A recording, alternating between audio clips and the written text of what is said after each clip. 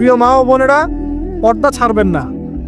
আপনাদের জন্য 4টা কাজ: স্বামীর আনুগত্য করা, লজ্জাস্থানের হেফাজত করা, আপনার 5 ওয়াক্ত সালাত ঠিকঠাক মতো আদায় করা এবং রমজান মাসে সাওম রাখা। নবীজি বলেছেন সাল্লাল্লাহু আলাইহি ওয়াসাল্লাম, জান্নাতের যে কোনো দরজা দিয়ে ইচ্ছা আপনি প্রবেশ করতে পারবেন। আপনার জন্য সহজ। আর স্বামীর আনুগত্য বলতে আমি বুঝাইনি স্বামীর দাসত্ব করতে হবে, এটা বলিনি। এখনকার কিছু ফ্যামিনিস্ট মেয়ে আছে, ওরা আনুগত্য শব্দ মনে হয় যে দাসত্ব মনে হয়। আনুগত্য দাসত্ব এক জিনিস না। আনুগত্য কি? স্বামী কোরআন সুন্নাহর অনুকূলে কোনো কথা বলেছে, আপনি মানবেন। স্বামী বলছে পর্দা করো, তোমাকে ভালোবেসে বলছি তুমি পর্দা করো, তুমি আমার অনেক প্রিয় একজন মানুষ, তুমি বেপর্দায় বাইরে যাবা, লোকজন দেখবে, কেমন হয়? ঠিক আছে, তোমাকে তো আমিই বিয়ে করেছি, তুমি আমার মানুষ, তোমাকে দেখবে কেন? ঠিক আছে, তো এখন স্বামী ভালো কথা বলেছে, আপনি শুনলেন, এটা আনুগত্য। আর ওই স্বামী যদি বলে আসো তো আমার কলিগরা এসেছে, ওকে খাবার সার্ভ করতে হবে, আসো খাবারটা পরিবেশন করো, এখন আপনি বেপর্দা হয়ে আপনার স্বামীর কলিগের সামনে খাবার পরিবেশন করতে শুরু করলেন, এটা কি আনুগত্য করতে হবে? এটা তখন আপনি আনুগত্য করবেন না। সিম্পল, কোরআন সুন্নাহর অনুগত কাজে আপনি স্বামীর আনুগত্য করবেন, বিপরীতে গেলে আপনি করবেন না। স্বামীর আনুগত্য মানে স্বামীর দাসত্ব নয়। আর এই হাদিসটা আপনি কেন ভুলে যান যে আল্লাহ রাসূল সাল্লাল্লাহু আলাইহি ওয়াসাল্লাম বলেছেন, আল্লাহ ছাড়া যদি কাউকে সেজদা করা যেত, সম্মান বুঝাচ্ছেন, আল্লাহ ছাড়া যদি কাউকে সেজদা করা জায়েজ হতো, আমি মেয়েদেরকে বলতাম যেন স্বামীকে সেজদা করে। কেন?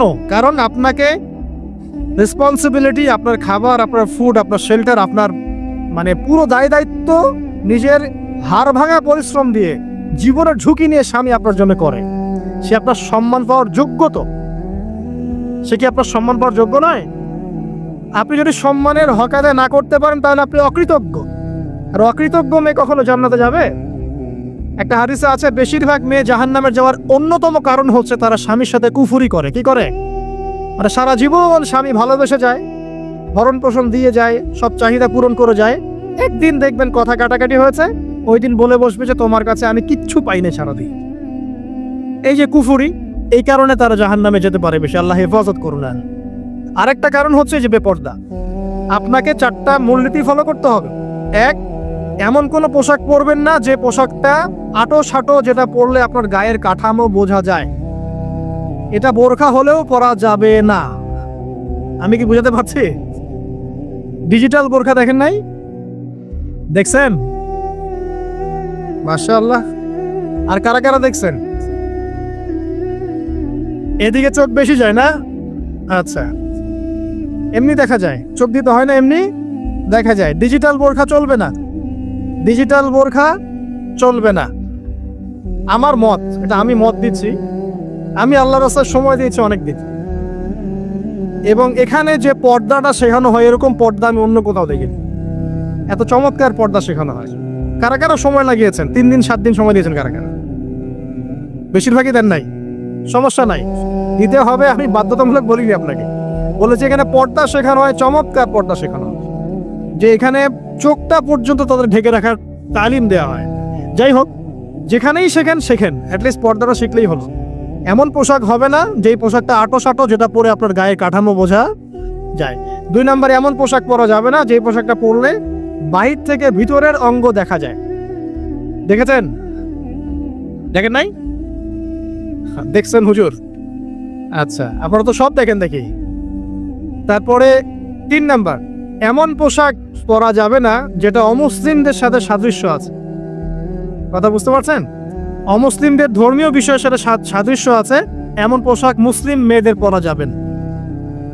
এর মানে এই নয় যে অন্য ধর্মকে আপনি আক্রমণ করবেন, এটাও নয়।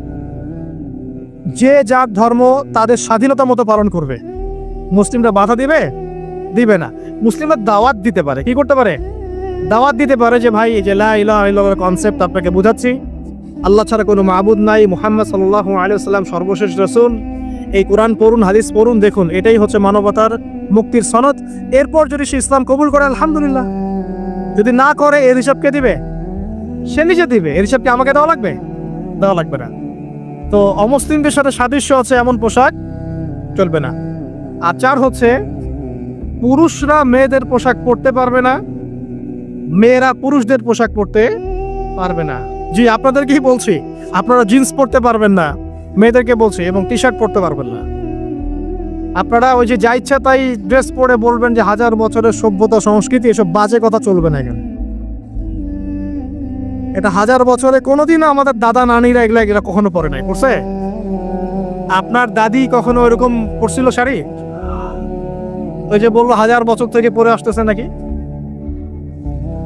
সুবহানাল্লাহ। তো এখানে বিষয়টা হচ্ছে পুরুষ মেয়ের পোশাক পরতে পারবে না, মেয়ে পুরুষের পোশাক পড়তে পারবে না। আমি খুব সংক্ষিপ্ত করে আপনাকে কোরআন সুন্নাহ থেকে 4টা মূলনীতি বলে দিলাম। এই 4টা মূলনীতি কোরআনেও আছে, হাদিসেও আছে। আসেন, এই যে নারীর অবমাননা, এই বিষয়টা আইয়ামে জাহিলিয়াতে যেমন ছিল, এখন দেখবেন আরো বড় পরিসরে এসেছে। আসলে এই যে ফ্যাশন শো, দেহের প্রদর্শনী, বিভিন্ন ফিল্মস দেখবেন, ফিল্ম ইন্ডাস্ট্রিজে দেখবেন, মিউজিকে দেখবেন, পর্নে দেখবেন, মেয়েদের দেহটাকে নিয়ে ব্যবসা করা হচ্ছে। আগে তো না হয় কন্যা সন্তান হলে জীবন্ত পুঁতে ফেলতো নাকি, এখন যদি গর্ভের বাচ্চা মেয়ে জানে, অনেকে আগেই মেরে ফেলে। বুঝেন নাই মনে হয়? অনেকে যদি জানে যে গর্ভে মেয়ে সন্তান আছে, আগেই মেরে ফেলে।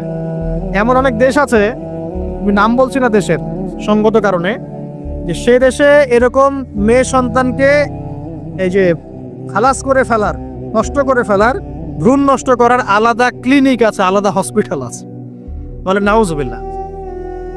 তো আসলে ওই 1450 বছর আগের মানুষটা বেশি বর্বর ছিল না আমরা বেশি বর্বর?